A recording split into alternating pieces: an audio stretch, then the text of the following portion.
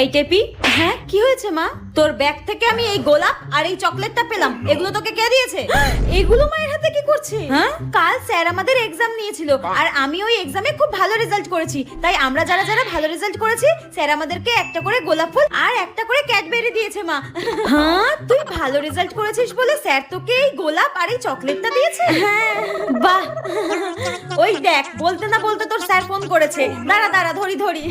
যেখানে বাঘের ভয় সেখানেই সন্ধ্যা হয়। স্যার ফোন করছে কেন? হে ভগবান বাঁচাও। হ্যাঁ স্যার বলুন। টেপি 2 সপ্তাহ ধরে পড়তে আসছে না কেন? টেপি 2 সপ্তাহ ধরে পড়তে যাচ্ছে না?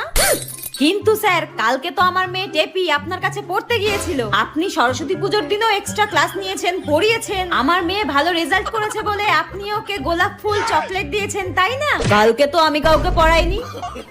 ঠিক আছে, আপনি রাখুন, আমার মেয়েকে আমি দেখছি। টেপি তুই আজকে শেষ আমার হাতে, তোকে আজকে আমি